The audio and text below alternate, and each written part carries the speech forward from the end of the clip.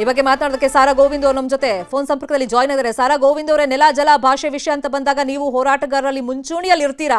ಈಗ ಕಮಲ್ ಹಾಸನ್ ಸಾರಿ ಕೇಳಲ್ಲ ಅಂದ್ರು, ಕೋರ್ಟ್ ಮೊರೆ ಹೋದ್ರು, ಕೋರ್ಟ್ ಕೂಡ ಈಗ ಛೀಮಾರಿ ಹಾಕಿದೆ, ಕ್ಷಮೆ ಕೇಳಿ ಆಮೇಲೆ ಅರ್ಜಿ ವಿಚಾರಣೆ ಅಂತ ಹೇಳಿದ್ದಾರೆ. ನ್ಯಾಯಮೂರ್ತಿಗಳು ಏನ್ ಹೇಳ್ತೀರಾ? ನಾವೆಲ್ಲ ಸಂವಿಧಾನಕ್ಕೆ ಗೌರವವನ್ನ ಕೊಟ್ಕೊಂಡು ಬಂದಿರೋದು ಅಲ್ಲಿಂದ ಇಲ್ಲಿವರೆಗೂ ಕರ್ನಾಟಕ.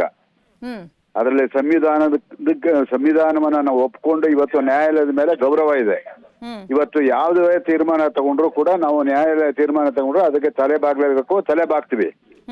ಇಷ್ಟಾದ್ರೂ ಕೂಡ ಅವರು ಕ್ಷಮೆ ಅನ್ನೋ ಒಂದು ಪದ ಬಳಸ್ತಿದೆ ಅಂತ ಹೇಳಿದ್ರೆ, ಈಗ ಕೋರ್ಟ್ ತಗೊಂಡಿರುವಂತಹ ಒಂದು ತೀರ್ಮಾನವನ್ನ ನಾವು ಗೌರವಿಸ್ತೀವಿ. ಅಪಾರವಾಗಿ ಆ ಒಂದು ತೀರ್ಮಾನ, ನಮ್ಮ ನ್ಯಾಯಮೂರ್ತಿಗಳು ತಗೊಂಡಿರುವಂತಹ ತೀರ್ಮಾನವನ್ನ ನಾನು ಇಡೀ ಕರ್ನಾಟಕದ ಕನ್ನಡಿಗರ ಪರವಾಗಿ ಸ್ವಾಗತ ಮಾಡ್ತೀನಿ.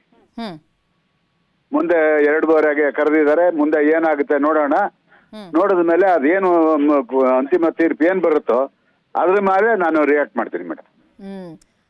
ಈಗ ಈ ಹಿಂದೆ ಕೆಲವೊಂದು ಘಟನೆಗಳು ರಿಪೀಟೆಡ್ಲಿ ಆಗ್ತಾ ಇತ್ತಲ್ಲ, ಸೋನು ನಿಗಮ್ ಇರ್ಬೋದು, ಉತ್ತರ ಭಾರತೀಯರು ಕನ್ನಡಿಗರ ಬಗ್ಗೆ ಕೆಟ್ಟದಾಗಿ ಬಿಂಬಿಸುವಂಥ ಪ್ರಯತ್ನಗಳಿರ್ಬೋದು. ಅಂದರೆ ಸಹನಾ ಶಕ್ತಿ ಇದೆ ಅಂಥೇಳಿ, ಪೇಷನ್ಸ್ ಇದೆ ಅಂಥೇಳಿ ಎಷ್ಟು ತಡ್ಕೊಳಕ್ಕೆ ಸಾಧ್ಯ ಇದೆ? ಈಗ ಕಾನೂನುಬದ್ಧವಾಗಿ ಉತ್ತರ ಕೊಡುವಂಥ ಕಾಲ ಬಂದಿದೆ ಅನ್ಸುತ್ತೆ. ಕೋರ್ಟ್ ಈಗ ಛೀಮಾರಿ ಹಾಕ್ತಿರೋದ್ರಿಂದ ಮುಂದೆ ನಮ್ಮ ತಂಟೆಗೆ ಈ ಥರದ ವಿವಾದಾತ್ಮಕ ಹೇಳಿಕೆ ಕೊಡೋದು, ನಮ್ಮನ್ನು ಕೆಣಕೋದಕ್ಕೆ, ನಮ್ಮ ಭಾವನೆ ಕೆಣಕೋದಕ್ಕೆ ಯಾರು ಮುಂದಾಗಬಾರ್ದು ಅಂಥದ್ದೊಂದು ಮೆಸೇಜ್ ಸ್ಪಷ್ಟವಾಗಿ ಹೋಗಲೇಬೇಕು.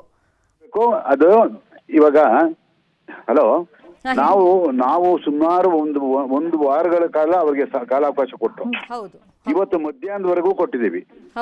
ಇನ್ನೂ ಕೂಡ ನಾವು ಅದನ್ನ ಬೇಡ್ತಾ ಹೋದ್ರೆ ಇಲ್ಲಿಯ ಕನ್ನಡಿಗರು ನಮ್ಮನ್ನ ಏನಂತಾರೆ, ಕೊನೆಗೆ ಏನ್ ಹೇಳ್ತಾರೆ, ಅಲ್ಲಿ ಕೈಲಾಗದವ್ರು ಅಂತ ಹೇಳ್ತಾರೆ. ಅದಕ್ಕೆ ನಾವು ಅವಕಾಶ ಕೊಡೋದಿಲ್ಲ.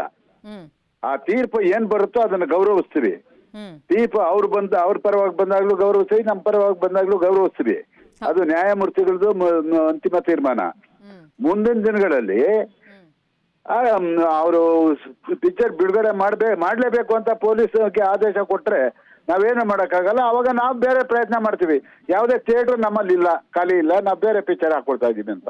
ಇದು ಹೇಳಲೇಬೇಕಾಗುತ್ತೆ, ಇದನ್ನ ಮಾಡೇ ಮಾಡ್ತೀವಿ. ಈಗ ಶಿವರಾಜ್ ಕುಮಾರ್ ಅವ್ರ ಬಗ್ಗೆನೂ ಕೂಡ ಜಡ್ಜ್ ಪ್ರಸ್ತಾಪ ಮಾಡ್ತಾರೆ. ನೀವು ಕೊಡುವಂತ ಸ್ಟೇಟ್ಮೆಂಟ್ ಇಂದ, ನಿಮ್ಮ ಹೇಳಿಕೆಯಿಂದ ಶಿವರಾಜ್ ಕುಮಾರ್ ಅವ್ರಿಗೂ ಸಮಸ್ಯೆ ಆಗಿದೆ. ಒಂದು ವಿಚಾರಮ್ಮ, ಶಿವರಾಜ್ ಕುಮಾರ್ ಕನ್ನಡದ ಬಗ್ಗೆ ಬಹಳಷ್ಟು ವಿಚಾರಗಳನ್ನ ತಿಳ್ಕೊಂಡಿಲ್ಲ. ಅವ್ರಿಗೆ ಇದು ಇಲ್ಲ. ಅವರು ನಟನೆ ಬಿಟ್ರೆ ಅದು ರಾಜ್ಕುಮಾರ್ ಅವ್ರಿಗೆ ಹೇಳ್ಬೋದಾಗಿತ್ತು. ಶಿವರಾಜ್ ಕುಮಾರ್ ಅವ್ರಿಗೆ ಅವೆಲ್ಲ ಇತಿಹಾಸಗಳು ಗೊತ್ತಿಲ್ಲ.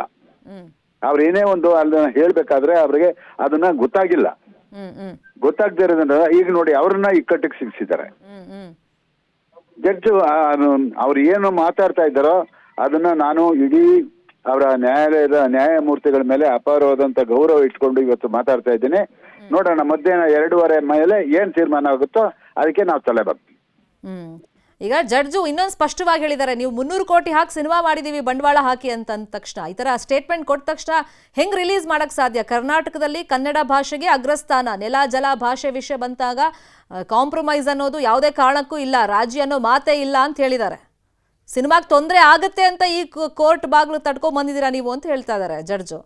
1956 ಭಾಷಾ ವಿಂಗಡಣೆ ಆದ ಮೇಲೆ ತಮಿಳುನಾಡಲ್ಲಿ ತಮಿಳು, ಕರ್ನಾಟಕದಲ್ಲಿ ಕನ್ನಡ ಅಲ್ವಾ? ಇದನ್ನ ಎಲ್ಲರೂ ಒಪ್ಕೊಂಡಿದ್ದಾರೆ, ಎಲ್ಲ ರಾಜ್ಯಗಳು ಒಪ್ಕೊಂಡಿದ್ದಾವೆ.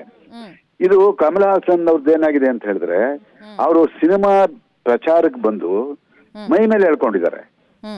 ಮೈ ಮೇಲೆ ಬೇಕಾಗಿಲ್ದಿರೋ ವಿಷಯ ಮಾತಾಡಿ ಕನ್ನಡಿಗರನ್ನ ಕೆಣಕಿದ್ದಾರೆ. ಇದನ್ನ ಯಾರು ಸಹಿಸ್ಕೊಳ್ತಾರೆ? ಯಾರಾದ್ರೂ ಸಹಿಸ್ಕೊಂಡ್ರೆ ಅವ್ರು ಮುಟ್ಟಾಡ್ರು.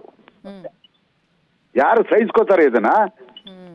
ಕಮಲ್ ಹಾಸನ್ನ ಯಾರು ಓಲೈಸ್ತಾರೋ ಅವ್ರು ಮುಟ್ಟಾಡ್ರು, ಕೈಲಾಗದವರು.